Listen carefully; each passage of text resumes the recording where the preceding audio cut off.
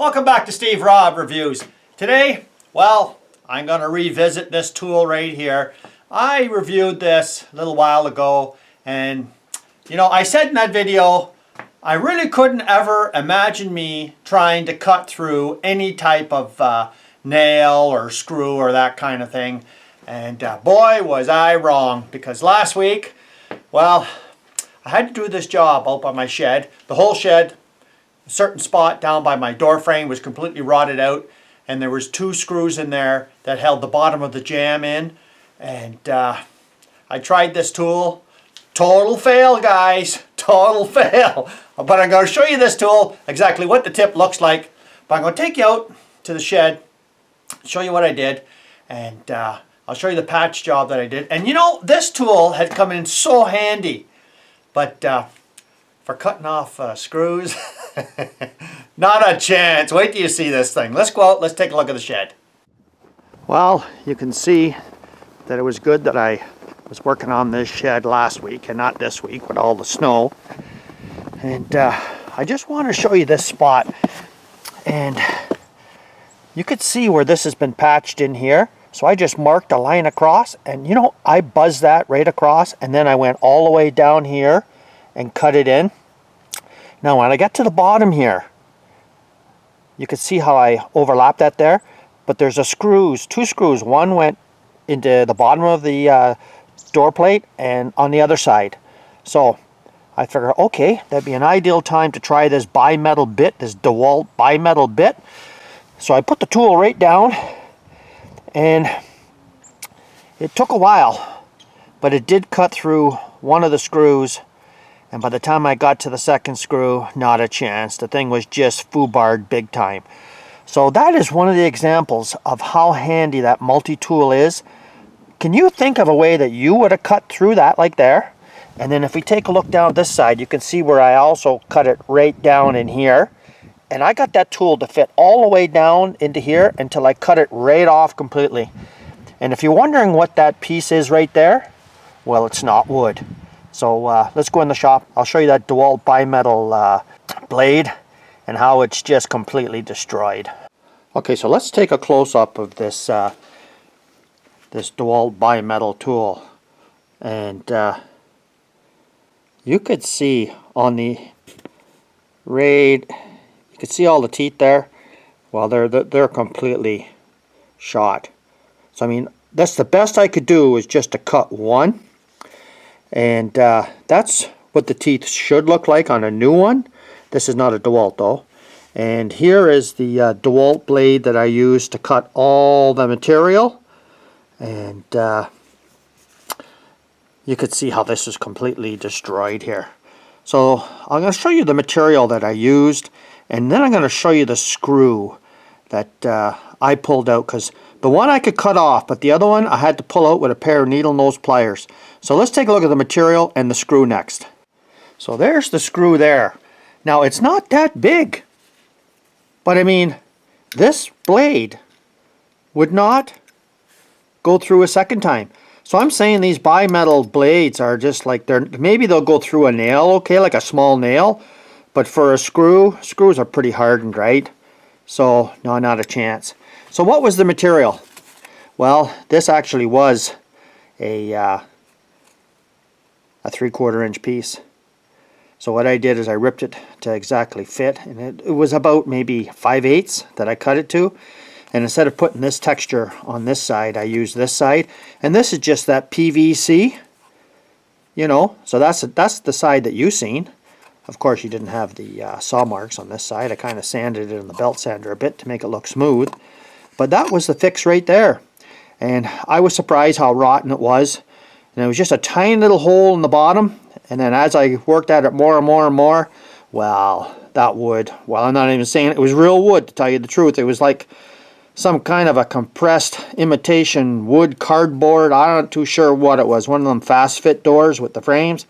So I'm going to have to redo that whole frame over again in some, well, I'll paint it first, and then I'll put some aluminum over top and trim it out nice so it'll never be affected by the weather again. But yeah, if you're thinking about using one of these on a screw, forget it. They probably do make some nice blades that will cut through like this, but you know, am I going to spend like big money just to cut through the odd time I'm going to come to one of these? I'll just burn one of these things up, right? Or one of these cheapies that I picked off of Amazon. So what am I going to do with this? Well, I'm going to show you what I'm going to do with this, because I'm not throwing this in the garbage. I mean, if you go buy just one of these, you'll see how expensive they are.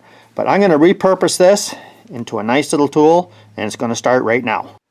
Okay, so let's take a look at the setup here. First thing is, I'm going to use my electric cutoff tool.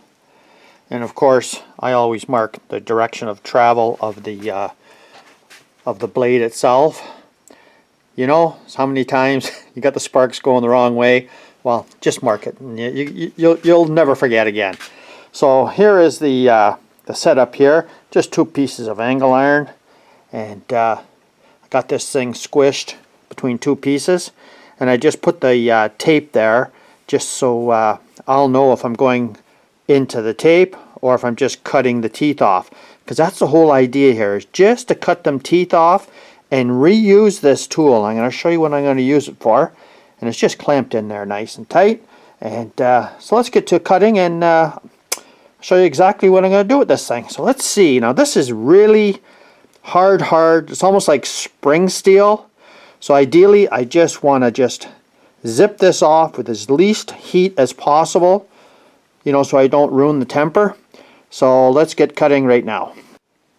Okay, so here's the setup right here. I'm going to use my die grinder with an 80 grit sandpaper on it, and that is just about positioned perfectly at the right angle. You know, you couldn't ask for a better fitment than that right there. So let's get grinding, and by now most of you figured out what I'm going to use this for, so let's start grinding. Let's go.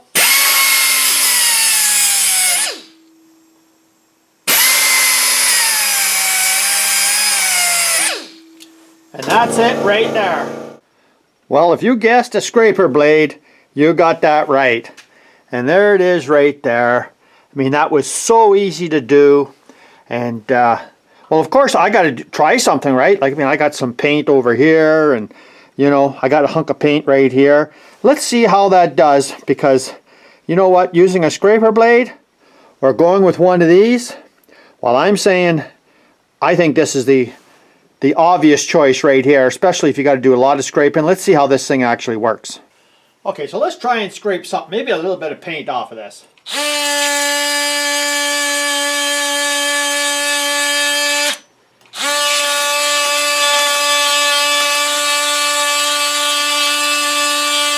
Okay, that does a good job. Let's just take a little bit of a close-up, maybe something a little bit harder. There's like a big run on this piece of steel, and this is some gray trim-clad, and that stuff is hard as anything. So let's get a good close-up and see if it does anything to scraping some of this run off this piece of steel. Okay, so I hope you can see this, this run that goes all the way along here in this piece of steel. Let's just see what it does to it.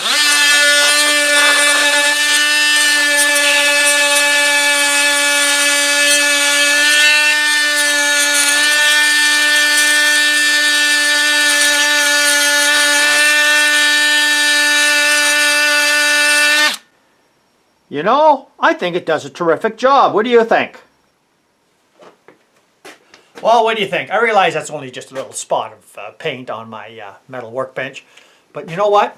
You go to the store and buy a blade for one of these multi-tools, and they're like 15 bucks, 20 bucks, depends, you know, what brand you buy. How long did it take me to do this? Like maybe 2 minutes out in the shop, you know, without filming. And you know what?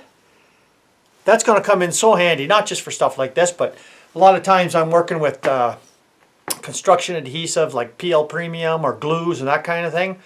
And I made sure that I kept this flat on the backside, so it's not going to dig in. And of course this does have rounded shoulders on it. So I mean, I could use this in so many situations where you just got some leftover construction adhesive or caulking or any of these things. And for a little bit of time it took me, well, you know, I just saved myself 15 bucks. So I won't be throwing any of these blades out in the future, and I'll be well, I'll be inventing some new ideas, so stay tuned for that. So thanks for joining me here today. I hope you enjoyed this little bit of a presentation on how good one of these multi-tools can come in so handy. And think about saving the blades and making your own tools too. These guys come back again. If you haven't seen this channel before, you're welcome to subscribe and have some more fun and see some real reviews. Cheers.